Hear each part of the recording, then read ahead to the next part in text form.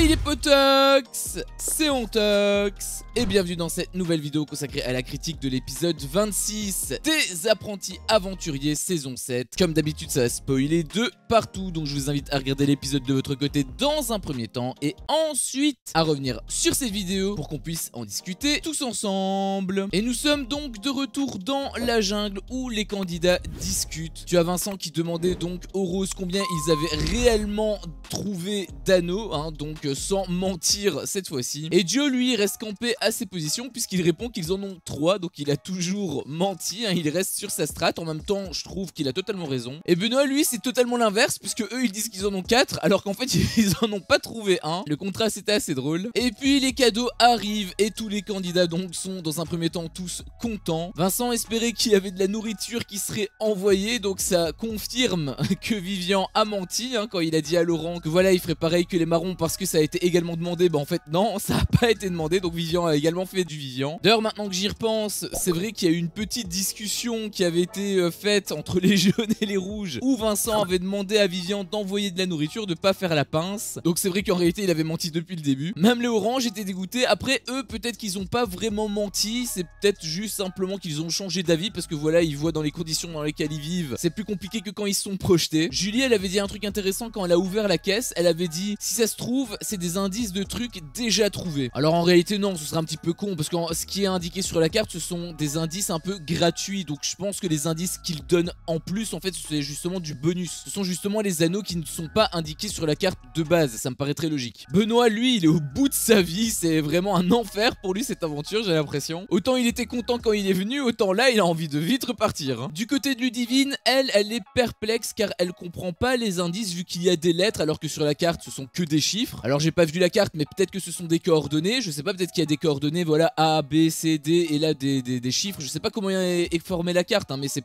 peut-être possible, je sais pas du tout. Et Joe, lui, à peine les indices récupérés qu'il veut déjà partir à leur recherche. Cass m'avait d'ailleurs fait un petit peu sourire parce qu'elle avait dit « Oh tranquille, c'est pas une course, on a 48 heures ». Elle a compris le principe du jeu ou... Puis Joe a dit en interview un truc également pas mal intéressant, il avait dit « On n'a pas le temps parce que les autres ont aussi reçu des indices et à tout moment c'est les mêmes ». Bah, je pense que c'est le cas, hein, je pense que justement ce sont les mêmes, donc ils ont intérêt à vite bouger leur cul. Puis Joe trouve un anneau supplémentaire. D'ailleurs je comprends pas pourquoi parfois c'est un anneau et parfois c'est 2 anneaux en fait. Pourquoi ils en réunissent parfois 2 et parfois il en a que 1? C'est à dire que chaque boîte qu'ils trouvent ça a différentes valeurs, parce que parfois ça équivaut à un anneau et parfois ça équivaut à 2, du coup la valeur est plus grande quand c'est 2 anneaux. Bon c'est peut-être pour faciliter simplement la tâche aux candidats, mais je trouve que c'est pas spécialement ouf comme technique, parce que c'est pas équilibré tout simplement. Autant dans ce cas là simplement réduire le nombre d'anneaux total, parce qu'on te dit 60 anneaux c'est énorme, sauf qu'en fait si tu peux en récupérer 10 en une boîte, autant en mettre 6 alors, hein. Cass qui avait dit un autre truc intéressant en interview, elle avait dit en fait je me sens tellement faible, je me sens tellement fatigué de cette journée que quand je trouve des anneaux avec Joe, je me sens d'un coup requinqué à vouloir en trouver d'autres. Forcément c'est un cercle vertueux, plus tu trouves d'anneaux, plus t'es motivé à en trouver, et à l'inverse, moins tu trouves d'anneaux, moins t'es motivé à en trouver. C'est un peu comme avec mes vidéos, plus j'ai des abonnés, plus j'ai envie de faire des vidéos, si tu vois ce que je veux dire. Et puis les oranges, en marchant, traînant sur la route comme ça, ils trouvent du manioc. Alors c'est pas le but de l'expédition, mais quand même c'est cool pour eux, hein, parce qu'ils peuvent quand même manger. Puis Vincent trouve un piquet avec un gros B écrit dessus. C'était là depuis le début d'ailleurs le piquet, ou c'est juste parce qu'ils ont acheté des indices que du coup il y a la prod qui a planté les piquets? Parce que du coup ça veut dire que s'il y a une prod qui est venue pour planter les piquets, ça veut dire que les candidats potentiellement pouvaient les voir et donc quelque part un petit peu tricher, parce que ça fait pas trop partie du jeu quand même. Et du coup Vincent fait ses calculs et tout pour se diriger à un endroit et trouve leur 3e anneau. Du côté des roses, Joe trouve leur 10e anneau, ils ont une sacrée avance. D'ailleurs il était deck qu'il y en avait qu'un, c'est ça que je dis en fait, pourquoi parfois il y en a qu'un, parfois il y en a 2. Et ils chopent dans la foulée leur 11e anneau. Je pense que à ce stade c'est quasiment une certitude, ils vont finir premier, hein, je pense qu'il n'y a aucun doute là-dessus. Puis Benoît il m'avait fait rire en interview parce que il avait dit avec Juju on a la capacité de concentrer concentration d'un Golden Retriever. Et puis un moment, t'avais les oranges qui rigolaient, voilà, ils se faisaient un petit peu des petites blagues et tout. Et j'ai pas trop compris parce qu'il y avait Julie, en rigolant, elle titubait un petit peu, elle s'était un petit peu écartée de Benoît, elle avait failli tomber même carrément. J'ai pas trop compris ce qui s'est passé. Et puis de retour sur la plage où les candidats reviennent à leur campement. Tu avais Beverly qui avait fait un petit coup bas à Vivian, hein, parce qu'elle voulait en fait l'inciter à sonner la cloche et donc à lui parler de délicieuse bouffe, etc. Heureusement que Vivian il a le mental, hein, il doit compter que sur lui le pauvre. Naka qui s'est montré très empathique, ce qui m'a beaucoup plu d'ailleurs, puisqu'il avait fabriqué une canne pour Vivian. Enfin empathique, est-ce qu'il attend quelque chose en retour? Et il m'avait fait rire un petit peu après puisqu'il avait rajouté t'as pris un coup de vieux hein. Et puis de retour dans la jungle où Vincent a enfin la chance qui lui sourit, puisque sans utiliser la carte, il trouve tout.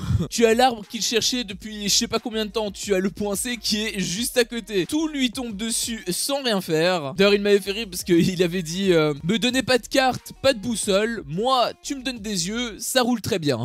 Et du coup ils cherchent et trouvent leur 4e anneau. Il y a un sacré fossé avec les roses quand même hein. Et justement en parlant des roses, eux ils continuent leur recherche, sauf que cette fois-ci ils ne trouvent rien. Fallait bien que ça s'arrête un jour. Mais à la place ils trouvent de quoi manger puisqu'ils ont pu récupérer des courgettes. Benoît qui m'avait fait rire un petit peu après car avec Julie ils étaient en train de parler du temps, voilà, genre ils ont resté plus longtemps qu'il n'y paraissait. Et t'as Benoît qui surenchérit on est en 2027. En tout cas les oranges sont nulle part car ils ne savaient même pas où ils étaient. Cass avait un petit peu peur qu'ils partent en duel, bah en vrai c'est plutôt probable hein, vu comment ils sont partis. Et puis nous sommes de retour avec les jaunes où il commence à faire nuit. Ils se rendent compte d'ailleurs un petit peu après que Ludivine a oublié les photos, donc leur seul indice gratuit hein, pour les anneaux. Vincent il était énervé, une petite dispute a éclaté entre eux, enfin je dis petite parce que voilà Ludivine elle la ramène pas trop hein, elle sait qu'elle a merdé. Mais Vincent a quand même réussi à rattraper le truc puisqu'il retrouve les photos, donc heureusement pour eux hein, il était juste à côté. Du côté de la plage, Naka, Héloïse et Luana partent près de la mer et utilisent la même technique qu'avant, donc pour choper les crabes. D'ailleurs Naka il m'avait fait hurler de rire parce que il était en train de creuser pour préparer le piège et en creusant il trouve un crabe et il s'y attendait pas, du coup il crie un peu comme une fille tu vois. Sa réaction était assez drôle. Du côté de Gab et Vivian, en préparant à manger, eux ils étaient en train de discuter de qui va partir en duel avec les anneaux, donc ils étaient un petit peu en train de faire leur pronostic. Et tu as Vivian qui disait que ça se jouera sûrement entre les rouges, les jaunes et les oranges et les marrons vu l'avance que les gris et les roses ont. Et Gab disait que ça ne voulait rien dire, alors il sait pas encore l'avance que les roses ont sur le reste hein.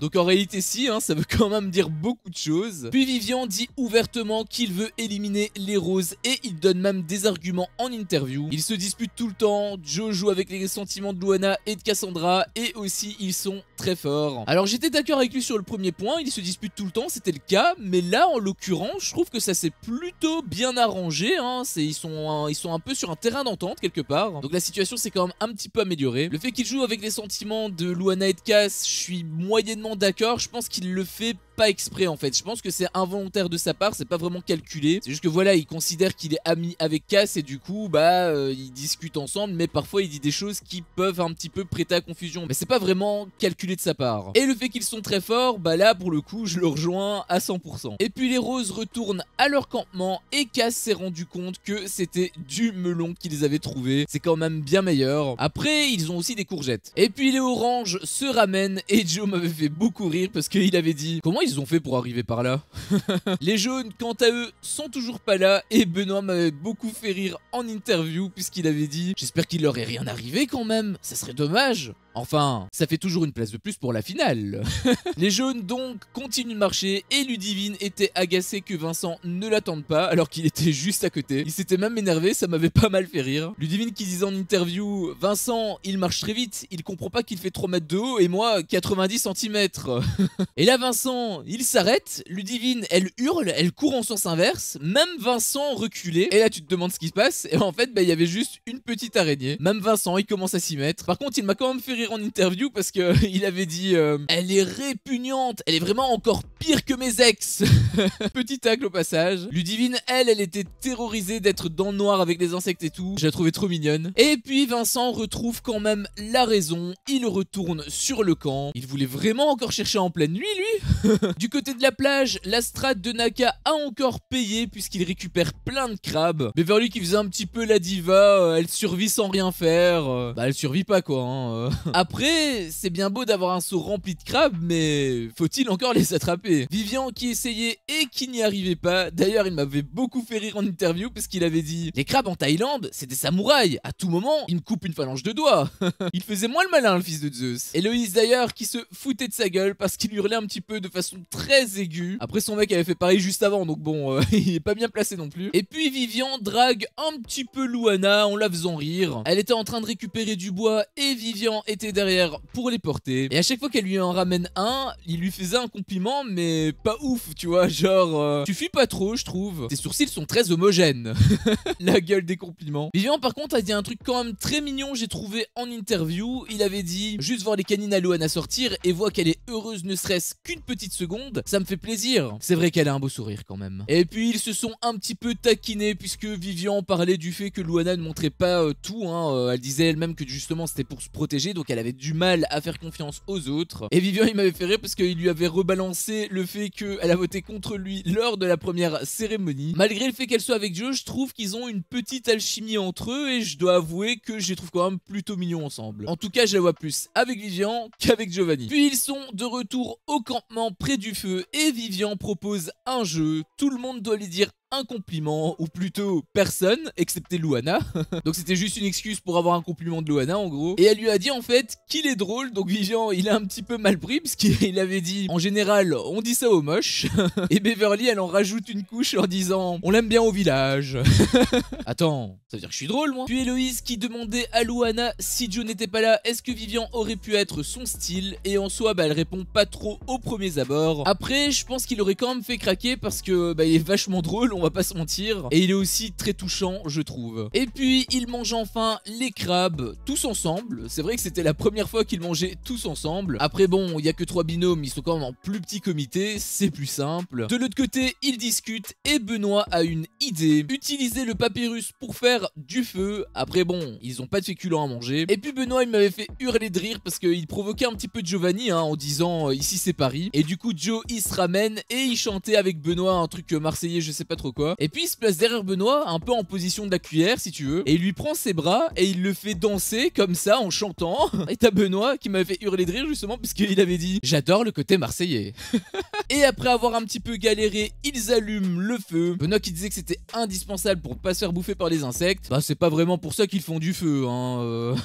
Du coup ils mangent, mais autant la plage s'est régalée, autant la jungle eux sont vraiment dégoûtés. Entre des crabes et des courgettes, il y a pas photo. Et Cass qui a un petit peu la haine sur les grilles puisqu'elle disait que c'était des radins, ils vont pas leur donner à manger et tout. Alors je te pose ça là, mais je suis persuadé que ça va déjà créer une petite embrouille quand ils seront de retour sur la plage parce que je te rappelle qu'il y a les jaunes qui sont là et les jaunes ce sont les amis de Gab, donc sûr à 100% ils vont lui balancer. Je mise une petite pièce dessus. Et puis ils partent se coucher et Joe a dit une dinguerie. Il disait t'aurais trop aimé me revoir nu comme à l'époque. Sauf que les jaunes ils sont à côté, ils ont tout entendu. Alors là Cass, je peux te dire, elle était contente hein. Elle tirait toujours la tronche jusqu'à présent, mais là savoir que Joe va avoir des problèmes avec Luana, là ça lui fait plaisir. J'ai trouvé Joe et Cass très proches, très complices, trop complices même peut-être hein. Je donne vraiment pas cher de son couple. Il était limite plus complice avec Cass qu'avec Luana depuis le début. Et puis les jaunes hurlent à s'en arracher les poumons, on dirait qu'il y avait un serpent qui était rentré dans leur tente carrément. Julie qui m'avait fait rire parce qu'elle demandait à Benoît de demander ce que c'était, et Benoît il répondait non je m'en fous.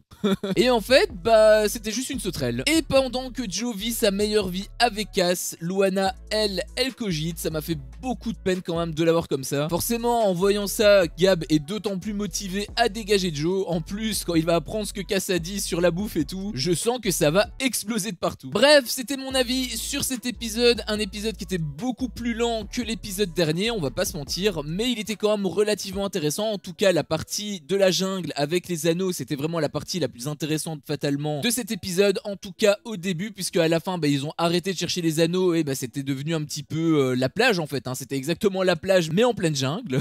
Il y avait aussi quelques relations qui étaient un petit peu plus approfondies. Ça, j'ai trouvé que c'était relativement cool, même si en réalité Joe il joue un jeu dangereux, on va pas se mentir. D'autant plus que les jaunes sont juste à côté, donc ils vont tout balancer. Et avec ce que Cass a dit concernant Gab, à mon avis, après la séparation, ça va être la guerre, hein.